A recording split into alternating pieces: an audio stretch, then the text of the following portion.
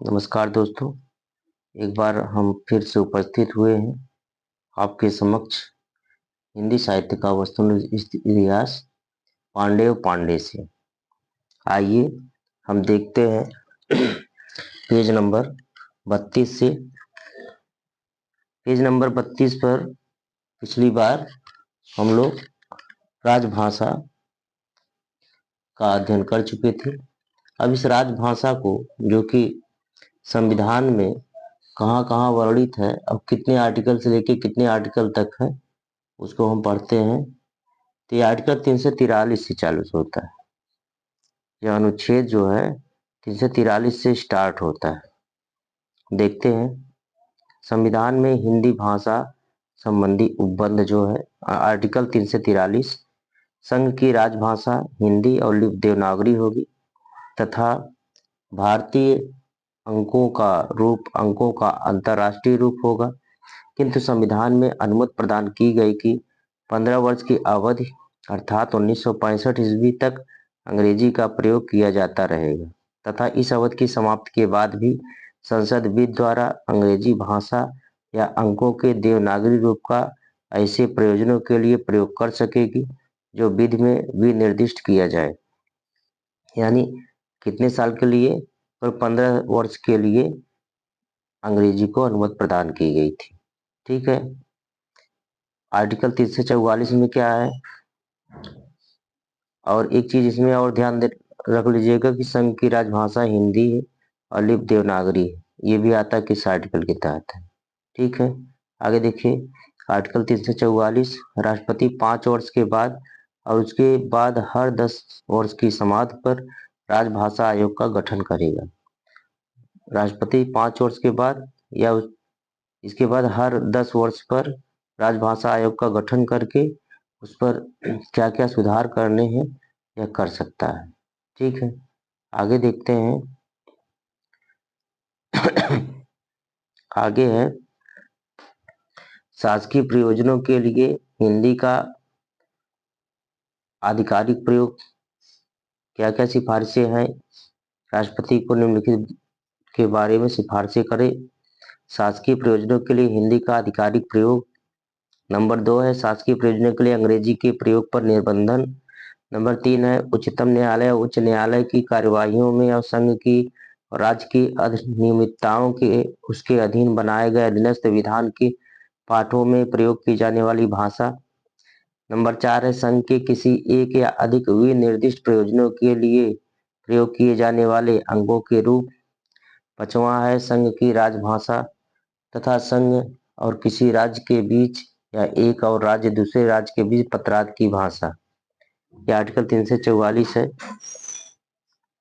आयोग से यह अपेक्षा की गई कि वह भारत की औद्योगिक, सांस्कृतिक और वैज्ञानिक उन्नति का और लोक सेवाओं के संबंध में अहिंदी भाषी क्षेत्रों के व्यक्तियों के न्याय संगत दावों और हितों का सम्यक ध्यान रखेगा। यह ध्यान देने योग्य बात है।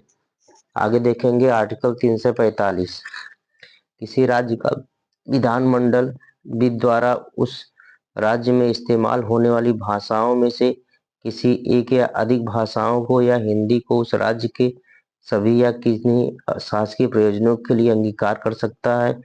जब तक ऐसा नहीं किया जाता है अंग्रेजी का प्रयोग उसी प्रकार किया जाता रहेगा इस प्रकार उससे ठीक पहले किया जा रहा था। आगे देखते हैं।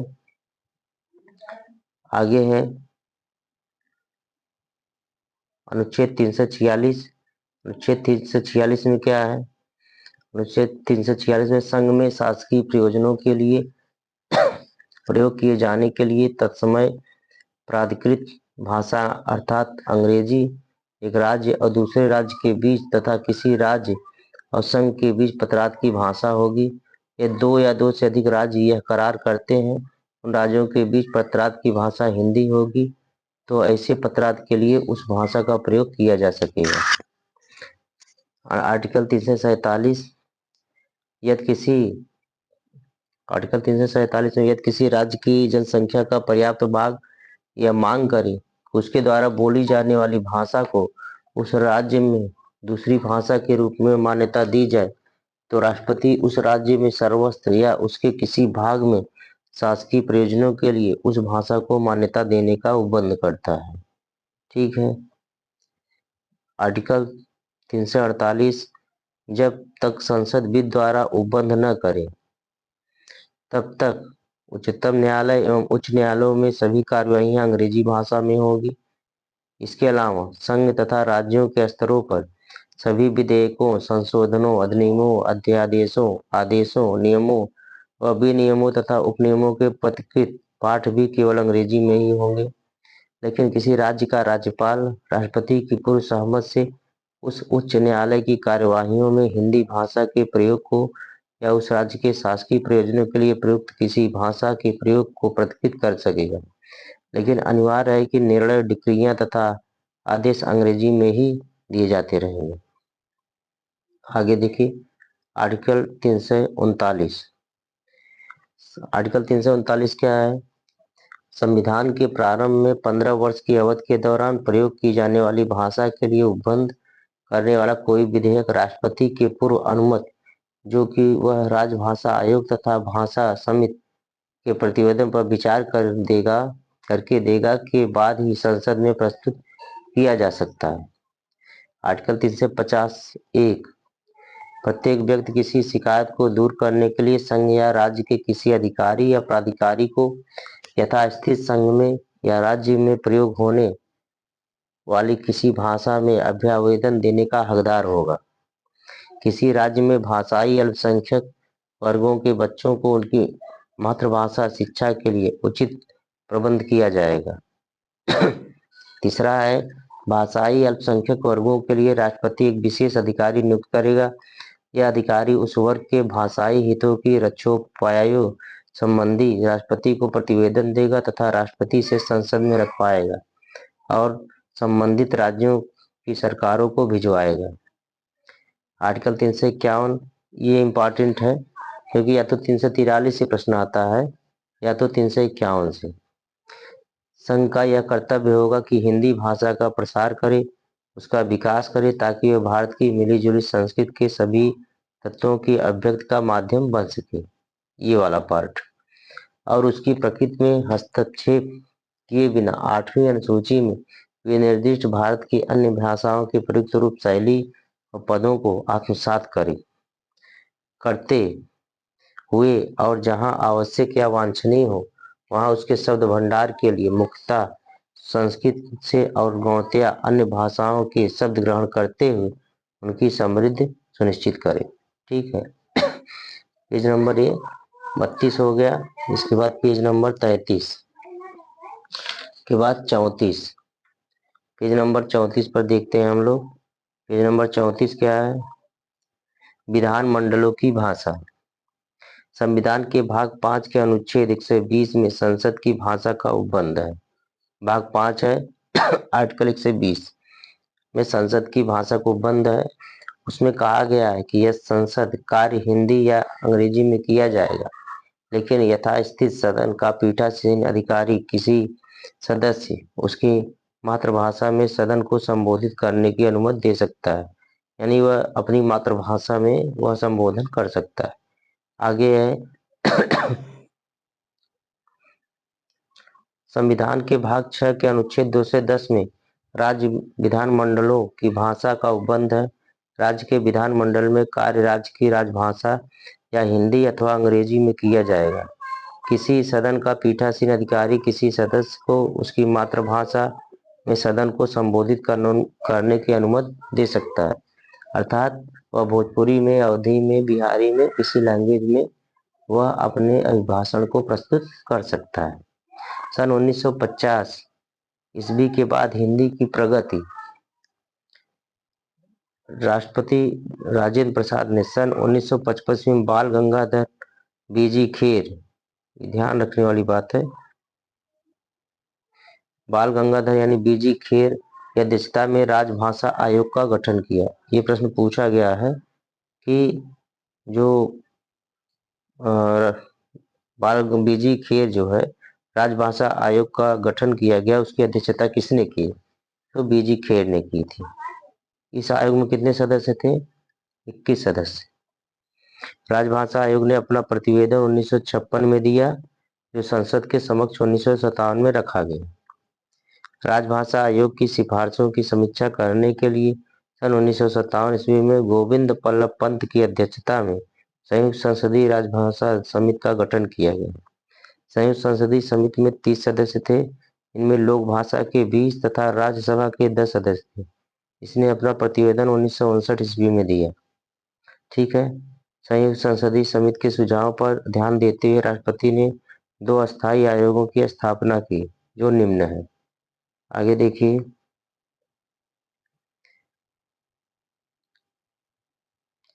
राजभाषा आयोग है, वर्ष मंत्रालय।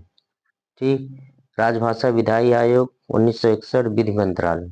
वैज्ञानिक और तकनीकी शब्दावली आयोग शिक्षा मंत्रालय। ठीक है। आगे देखिए। राजभाषा विधायी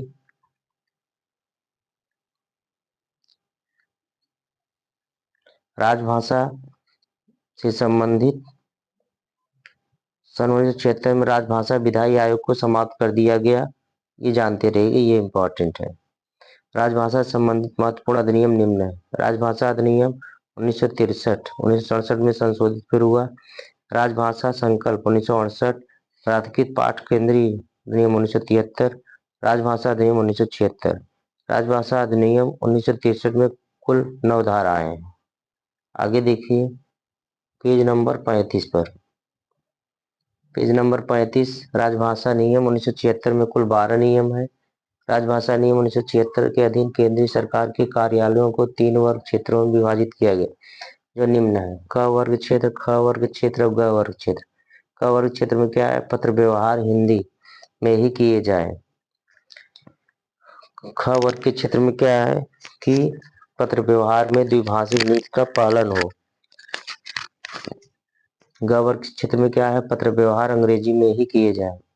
अब हिंदी में करने वाले कौन कौन है? उत्तर प्रदेश, मध्य प्रदेश, राजस्थान, बिहार, हिमाचल प्रदेश, हरियाणा, दिल्ली। द्विभाषी नीति का पालन कहाँ कहाँ हो? पंजाब, गुजरात, महाराष्ट्र, चंडीगढ़, अंडमान निकोबार। अंग्रेजी में कहाँ हो? पश्चिम बंगाल, उड़ीसा, उत्तर पूर्वी क्षेत्र, द्रविड़ भाषी क्षेत्र। ठीक है। अब हिंदी व्याकरण का इतिहास एवं परिचय। संभवतः 1658 में मिर्जा खां द्वारा रचित ब्रजभाषा व्याकरण हिंदी का सबसे प्राचीन व्याकरण। ठीक है। ये ब्रजभाषा में लिखा गया था, ये जानते रहिए। खड़ी बोली का प्रथम व्याकरण। खड़ी बोली में प्रथम व्याकरण जो है सन 1715 ईस्वी के आसपास बोलचाल की भाषा को आधार बनाकर डच ईस्ट इंडिया कंपनी के कर्मचारी जोहानस जोशुआ कटलर ने लिखा। ये प्रश्न कई बार आया है, इसको ध्यान रखे रहिएगा कि हिंदी भाषा का जो व्याकरण है वह सबसे पहले किसने? Joshua Cutler. ठीक है, इस चीज को जानते रहिएगा। आगे देखिएगा। जॉर्ज ग्रियर्सन तथा सुनीत कुमार चटर्जी के अनुसार हिंदी का प्रथम व्याकरण जॉन गिलक्राइस्ट द्वारा रचित हिंदुस्तानी ग्रामर 1790 ईस्वी है। ठीक है। ग्रियर्सन और सुनीत कुमार चटर्जी के अनुसार यह माना जाता है कि जॉन गिलक्राइस्ट का जो हिंदुस्तानी ग्रामर है वह पहला व्याकरण है। हिंदुस्तानी ग्रामर अंग्रेजी पद्धति पर लिखा हिंदी का प्रथम व्याकरण है। ठीक है, अंग्रेजी पद्धति पे है। हिंदी व्याकरण संबंधित कुछ प्रमुख रचनाएं निम्नलिखित हैं। John Ferguson dictionary of the Hindustani language. John Borthwick Gilchrist grammar of the Hindustani language, the oriental linguist. H Clarke grammar of the Hindi language 1875। E Greaves आधुनिक हिंदी व्याकरण 1896। Hadley short grammar the Moors language 1779। Lallulal Hindi कवायद, ध्यान रखने वाली बात है। श्रीलाल भाषा चंद्रोदय, रामजतन भाषा तत्व संबंधी। ठीक है, ये सारे इतिहास है। आइए पेज नंबर 36 पर। पेज नंबर 36 पर है नवीन चंद्र राय। इनका क्या है? नवीन चंद्र राय का है नवीन चंद्रोदय 1869। ठीक है, ये हिंदी व्याकरण तथा उनसे संबंधित रचनाएं हैं। राजा शिव प्रसाद सितारे हिंद हिंदी व्याकरण, ये इंपॉर्टेंट है, इसको ध्यान रखे रहेगा। हिंदी व्याकरण। ठीक है, ये हिंदी व्याकरण राजा शिव प्रसाद सितारे हिंद। इसके बाद पंडित हरि गोपाल, भाषा तत्व दीपिका, पादरी इथररिंगटन, भाषा भास्कर। बचपन में हम लोग भी भाषा भास्कर 6 से लेकर के पढ़ते थे, व्याकरण की बुक रहती थी। केशव राम भट्ट, हिंदी व्याकरण। 14 नंबर ठाकुर रामचरण सिंह, भाषा प्रभाकर। 15 राम अवतार शर्मा, हिंदी व्याकरण। विश्वेश्वर दत्त शर्मा, भाषा तत्व प्रकाश। राम दहीन मिश्र, प्रवेशिका हिंदी व्याकरण। गोविंद नारायण मिश्र, विभक्ति विचार। अंबिका प्रसाद वाजपेयी, हिंदी कौमुदी। कामता प्रसाद गुरु, हिंदी व्याकरण। ध्यान रखे रहिएगा कामता प्रसाद गुरु का हिंदी व्याकरण। ठीक है। किशोरीदास वाजपेयी का 3 है, एक है ब्रजभाषा व्याकरण, एक है राष्ट्रभाषा प्रथम व्याकरण और एक है हिंदी शब्दानुशासन। ठीक है। तो ब्रजभाषा व्याकरण 1943 में, राष्ट्रभाषा का प्रथम व्याकरण 1949 ईस्वी में, हिंदी शब्दानुसार 1957 में। डॉक्टर धीरेन्द्र वर्मा, ब्रजभाषा व्याकरण। ठीक है। तो इतने थे व्याकरण संबंधी रचनाकार। आगे देखते हैं। अंबिका प्रसाद वाजपेयी ने संभवतः प्रथम बार हिंदी व्याकरण को प्राकृत के आधार पर लिखने या बनाने पर बल दिया। अंबिका प्रसाद वाजपेयी ने किशोरीदास वाजपेयी की ब्रजभाषा का व्याकरण को हिंदी को व्याकरणों का व्याकरण कहा है। ये इंपॉर्टेंट चीज है। अंबिका प्रसाद वाजपेयी ने किशोरीदास वाजपेयी का ब्रजभाषा का जो व्याकरण है उसे हिंदी के व्याकरणों का व्याकरण कहा है। ठीक है। एक चीज ये, और ये दूसरी लाइन जो है, पंडित कामता प्रसाद गुरु को हिंदी व्याकरण का पाणिनि कहा जाता है। ये प्रश्न कई बार परीक्षा में पूछा है कि कामता प्रसाद गुरु को हिंदी पर व्याकरण का पाणिनि कहा जाता है। ठीक है। आगे देखिएगा। हिंदी के अन्य प्रमुख व्याकरण ग्रंथ। अच्छा, पंडित किशोरी दास वाजपेयी कृत हिंदी शब्दानुशासन भाषा विज्ञान से संचालित हिंदी का व्याकरण है। हिंदी के अन्य प्रमुख व्याकरण ग्रंथ निम्नलिखित हैं। आर्येंद्र शर्मा, आधुनिक हिंदी का आधार व्याकरण। रामचंद्र वर्मा, अच्छी हिंदी। शिवेंद्र कुमार वर्मा, हिंदी व्याकरण का विधिवत विवरण। शिवभोजन सहाय, व्याकरण दर्पण। दीनसित्य, हिंदी व्याकरण की रूपरेखा। स्वामी निगमानंद, हिंदी का मौलिक व्याकरण। रमाकांत अग्निहोत्री, हिंदी का एक मौलिक व्याकरण। बद्रीनाथ कपूर, परिष्कृत हिंदी व्याकरण। हरदेव बाहरी, व्यवहारिक हिंदी व्याकरण तथा रचना। वचनदेव कुमार, बृहद हिंदी भास्कर। ठीक है। आगे देखते हैं पेज नंबर 37 पर। वासुदेव नंदन प्रसाद, आधुनिक हिंदी व्याकरण और रचना। ये इंपॉर्टेंट है, वासुदेव नंदन का आधुनिक हिंदी व्याकरण और रचना। और हजारी प्रसाद द्विवेदी, हिंदी भाषा का बृहद ऐतिहासिक व्याकरण। मानक वस्तुनिष्ठ हिंदी व्याकरण, ध्वनि के लिखित रूप को वर्ण या अक्षर कहते हैं।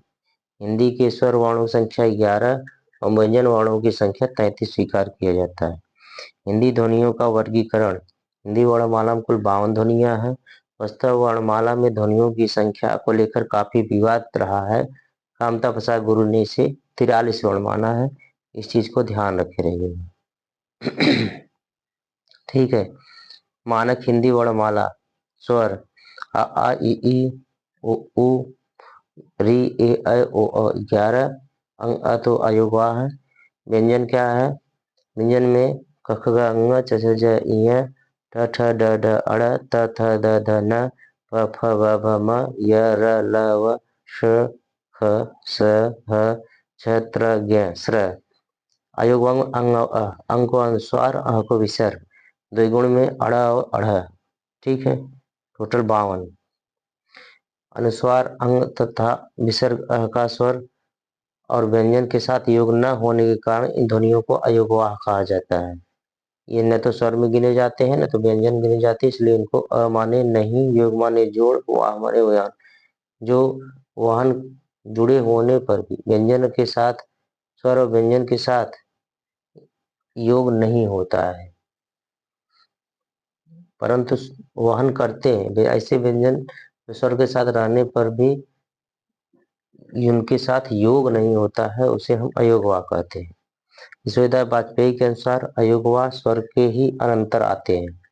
स्वरों का वर्गीकरण, उच्चारण स्थान मात्रा, जीभ की स्थिति, मुख विवर, होस्ट की स्थिति आदि के आधार पर स्वरों का निम्न ढंग से वर्गीकरण किया जा सकता है। अब इस स्वरों का वर्गीकरण पेज नंबर 38 पर है। एक बार देख लेते हैं पेज नंबर 38 पर। पेज नंबर 38 स्वर देख लीजिए। अ आ कंठ, इ ई तालव्य, उ ओष्ठ, ए ऐ कंठ तालव्य, ओ औ कंठोष्ठ कंठोष्ठ। इन सब के लिए आप अ ई उ री को जानते रहिएगा, तो इनसे जो शब्द बने जान जाइएगा कुछ ही। जैसे कंठ तालव्य है तो अ और ई से मिलकर बना होता है। कंठ तालव्य जो है जैसे अ धन ई बराबर क्या होगा ए।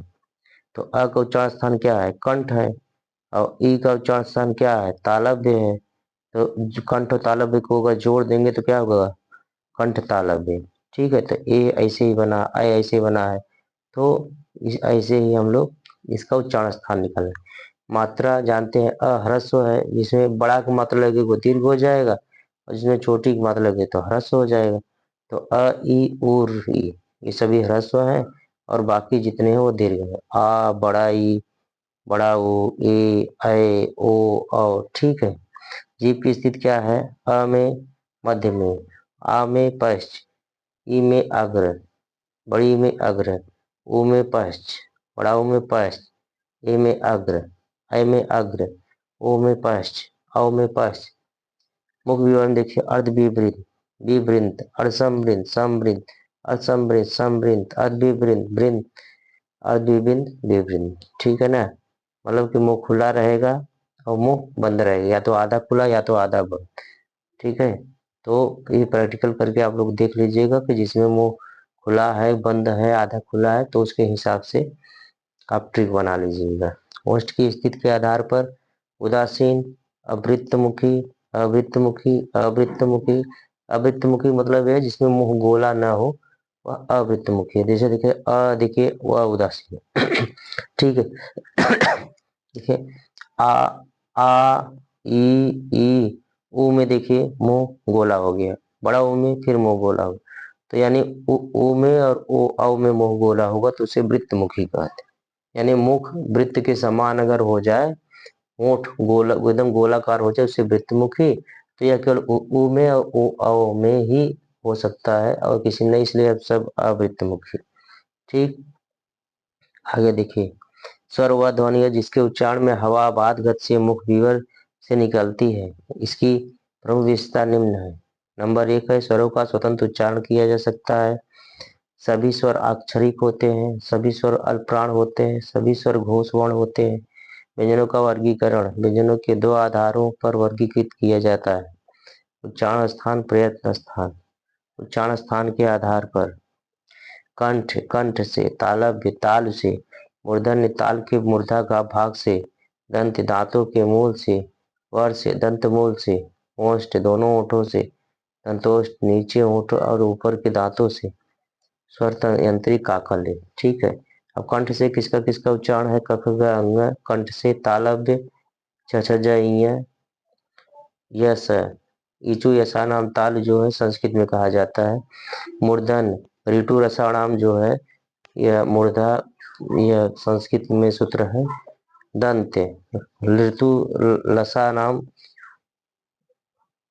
मूर्धा दंत। ठीक है, ऋतु लसा नाम दंत। और दंत में वर्ष में देखिए सरल। ठीक है।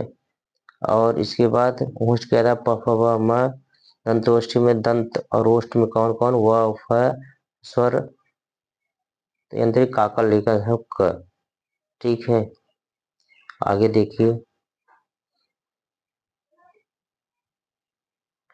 आगे पेज नंबर है 39। प्रयत्न के आधार पर, प्रयत्न के आधार पर किया गया विभाजन भी दो ढंग का होता है। अभ्यंतर प्रयत्न, बाह्य प्रयत्न। अभ्यंतर प्रयत्न, अभ्यंतर प्रयत्न क्या है? कखगंग कवर्ग में, चवर्ग चजय, टवर्ग टरड़, तवर्ग तथन, पवर्ग प ये 5 आम 25 स्पर्श व्यंजन हुए। अंतस्थ में यर लव, उस व्यंजन में सखस, अर्धस्वर में य और व, पार्श्विक में ल, लुंठित और प्रकंपित में र, अनुनासिक में अंग, इ और ड, न, म। प्रत्यय में देखिए घोष, अघोष, महाप्राण, अल्पप्राण। प्रत्येक वर्ग का प्रथम और द्वितीय घोष है, यानी 1-2 नंबर पे घोष, और अघोष में 3-4-5। महाप्राण में 2-4 होगा वर्ण, दूसरा चौथा। अल्पप्राण में 1-3-5, यानी पहला, तीसरा और पांचवा। ठीक है, इतना जानते रहेगा, चाहे अल्पप्राण हो चाहे मतलब कि घोष हो। ठीक, वह कहाँ से चालू होगा? 1-3-5 और उधर 1-2 शुरुआत। आगे देखिए शब्द भेद। शब्द भेद क्या है? रूपांतर के अनुसार शब्दों के 2 भेद होते हैं, विकारी और अविकारी। विकारी में कौन होता है? जिसे परिवर्तन किया जा सकता है उसे विकारी कहते हैं, और जिसे परिवर्तन नहीं किया जा सकता उसे अविकारी। अविकारी को ही अव्यय कहते हैं, क्योंकि अव्यय में भी परिवर्तन नहीं हो सकता है। ठीक है, देखिए विकारी में कौन कौन है? संज्ञा ये है, और इधर ये 4। संज्ञा, सर्वनाम, विशेषण, क्रिया, इन सब में आप परिवर्तन कर सकते हैं, लेकिन क्रिया, विशेषण, संबंध सूचक, संबंध बोधक, स्पृश्यादि में परिवर्तन नहीं कर सकते हैं। ठीक है, रचना व या बनावट के अनुसार शब्दों के 3 भेद हैं, ऋण, यौगिक, योग ऋण। अब देखिएगा उत्पत्ति, इतिहास, विकास के अनुसार शब्दों के 4 भेद होते हैं। कौन कौन से? ये परीक्षा में पूछा जाता है। रचना व बनावट के अनुसार शब्द कितने होते हैं? 3, ऋण, यौगिक और योगारूढ़। ठीक है, या मिश्रित भी कर सकते हैं। और इधर जो है उत्पत्ति, क्या नाम है? इतिहास और विकास के अनुसार शब्द के 4 भेद, तत्सम, तद्भव, देशज, विदेशज या आगत भी कहते हैं। वाक्य प्रयोग के अनुसार शब्दों के 8 भेद होते हैं। कितने भेद होते हैं शब्द के? 8 भेद होते हैं। आइए देखें पेज नंबर 40 पे, एक एक परिभाषा देखते हैं। पेज नंबर 40 पे संज्ञा, जिससे किसी वस्तु या भाव। चलिए ये पेज नंबर 40 जो है हम अगले पार्ट में पढ़ेंगे, पार्ट नंबर 7 में। ठीक है, तो संज्ञा से हम लोग पढ़ेंगे, और ये पढ़ते हुए 40 से हम लोग कोशिश करेंगे कि 50 या 60 पेज तक हो जाए, जिसे जल्दी जल्दी हम लोग रिकवर कर सकें, और चीज़ों को कहीं पर भी रहें उसको हम देख सकते हैं। आप कहीं पर भी बैठे हो, एक बार देख करके रिवीजन कर लेंगे तो आपको चीज़ें ध्यान आ जाएगी। उम्मीद है कि मेरे द्वारा यह बनाया गया वीडियो आप लोगों के लिए सार्थक होगा। आप सभी लोगों का बहुत बहुत धन्यवाद। नमस्कार।